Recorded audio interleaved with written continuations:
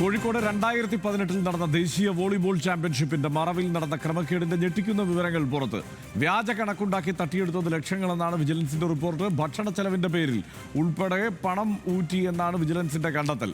റിപ്പോർട്ടിന്റെ പകർപ്പ് ന്യൂസ് മലയാളത്തിന് ലഭിച്ചു. CPIM കോഴിക്കോട് ജില്ലാ സെക്രട്ടറി M മെഹബൂബ്, ലീഗ് നേതാവ് നാലകത്ത് ബഷീർ തുടങ്ങി 5 പേരാണ് ഈ കേസിൽ പ്രതികൾ. പ്രസാദ് ഉടുമ്പിശ്ശേരി ഈ വാർത്തയുടെ വിശദാംശങ്ങളുമായി ചേരുന്നുണ്ട്. പ്രസാദ്, ഈ വോളിബോൾ മേളയുമായി ബന്ധപ്പെട്ടുള്ള വലിയ സാമ്പത്തിക ക്രമക്കേട് നടന്നിട്ടുണ്ട് എന്നുള്ള കണ്ടെത്തലാണ് വരുന്നത്. ഇത് ഇരുമുന്നണികളെയും പ്രതിസന്ധിയിലാക്കുന്ന തരത്തിലുള്ള കണ്ടെത്തലുകളും വന്നിട്ടുണ്ട്. എന്താണ് വിവരങ്ങൾ?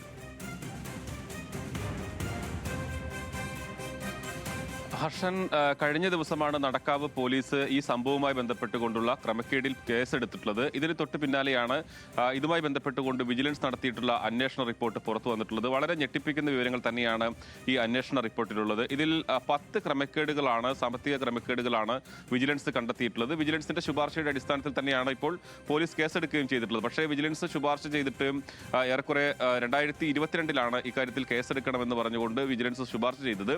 പക്ഷേ പോലീസ് നടപടി വൈകുകയായിരുന്നു. കഴിഞ്ഞ ദിവസം വീണ്ടും പരാതി നൽകുകയും പരാതിക്കാരനായ സെബാസ്റ്റ്യൻ ജോർജ് പോലീസിനെ സമീപിക്കുകയും പോലീസ് പിന്നീട് കേസെടുക്കുകയുമാണ് ഉണ്ടായിട്ടുള്ളത്. ഇതിൽ ഈ 10 ക്രമക്കേടിൽ ഞെട്ടിപ്പിക്കുന്ന 2 സംഭവങ്ങൾ ഹർഷൻ ഇവിടെ പറയാം. ഒന്ന്, ഇതിനകത്ത് താമസ സൗകര്യം ഏർപ്പാടാക്കുന്നതിന് വേണ്ടി 5 പേർക്കെതിരെയാണ് കേസെടുത്തിട്ടുള്ളത്.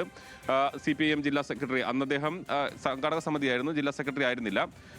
ജില്ലാ സെക്രട്ടറി M മെഹബൂബ്, മറ്റൊന്ന് ലീഗ് നേതാവ് മലപ്പുറം സ്വദേശിയായിട്ടുള്ള നാലകത്ത് ബഷീർ, B സത്യൻ എന്ന് പറയുന്ന സത്യൻ എന്ന് പറയുന്ന മറ്റൊരാൾ, അങ്ങനെ 5 പേർക്കെതിരെയാണ് കേസെടുത്തിട്ടുള്ളത്. ഇതിൽ സത്യൻ എന്ന് പറയുന്ന ആൾ കോഴിക്കോട് ആരാധന ടൂറിസ്റ്റ് ഹോമിന്റെ ഹോട്ടൽ മാനേജറാണ്. അദ്ദേഹം ഈ സംഘാടക സമിതിയിലുണ്ട്.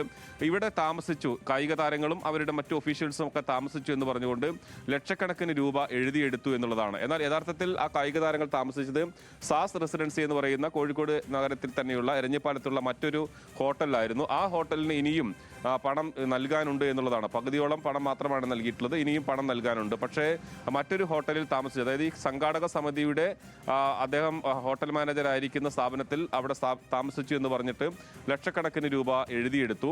ഭക്ഷണ ചെലവിന് വേണ്ടി 19 ലക്ഷത്തിലധികം രൂപ ചെലവായി എന്നുള്ളതായിരുന്നു ഇവരുടെ കണക്ക്. വിജിലൻസ് പരിശോധിച്ചപ്പോൾ അതിലെ പല വൗച്ചറുകളും തെറ്റായി എഴുതുകയും കള്ളക്കണക്കാണ് എന്ന് വ്യക്തമാവുകയും ഒക്കെ ചെയ്തിരുന്നു.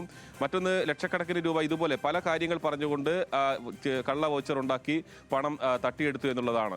അതിൽ TK രാഘവൻ എന്ന ഒരാൾ, അദ്ദേഹത്തിന് 1.5 ലക്ഷം രൂപയാണ് ശരിക്കും കൊടുക്കേണ്ടിയിരുന്നത്. എന്നാൽ 8 ലക്ഷത്തിലധികം രൂപ TK രാഘവന്റെ പേരിൽ എഴുതിയെടുത്തു എന്ന് കണക്കുണ്ട്. അങ്ങനെ പല വിധത്തിലുള്ള കണക്കുകളാണ് ഇത്തരത്തിൽ കൂടുതൽ ചെലവ് പെരുപ്പിച്ച് കാണിച്ച് വ്യാജ വൗച്ചറുകൾ ഉപയോഗിച്ച് അങ്ങനെ പലതരത്തിലുള്ള കണക്കുകൾ കാണിച്ചു എന്നുള്ളതാണ്. അതുകൊണ്ടുകൂടിയാണ് വ്യാജരേഖ ചമച്ചതിന് ഉൾപ്പെടെ പോലീസ് ശക്തമായ നടപടി എടുക്കണമെന്ന് ആവശ്യപ്പെട്ടുകൊണ്ട് വിജിലൻസ് ഈ പോലീസ് കേസെടുക്കണമെന്ന് ശുപാർശ നൽകിയിട്ടുള്ളത്. അത് പിന്നീട് പല കാരണങ്ങളാൽ അത് കേസെടുത്തില്ല. രാഷ്ട്രീയ സമ്മർദ്ദമാണ് കേസെടുക്കാതിരിക്കാനുള്ള കാരണം എന്ന് ആരോപണം ഉയർന്നിരുന്നു. പക്ഷേ പരാതിക്കാരൻ, അദ്ദേഹം സെബാസ്റ്റ്യൻ ജോർജ്, കണ്ണൂർ സ്വദേശിയാണ്.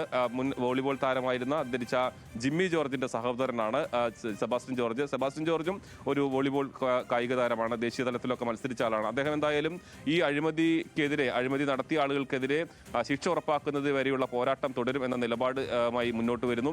എന്തായാലും ഈ വിജിലൻസ് റിപ്പോർട്ട് എന്ന് പറയുന്നത് ഞെട്ടിപ്പിക്കുന്നതാണ്. അത്രത്തോളം തട്ടിപ്പ്, ഏറെക്കുറെ 1.5 കോടിയോളം രൂപയാണ് അതിനുവേണ്ടി ചെലവായത്. അതിൽ വലിയ തോതിലുള്ള തട്ടിപ്പ് നടത്തി എന്നുള്ളതാണ് വിജിലൻസിന്റെ കണ്ടെത്തൽ. പ്രസാദ് ഉടുമ്പിശ്ശേരിയാണ് വിവരങ്ങൾ നൽകിയത്.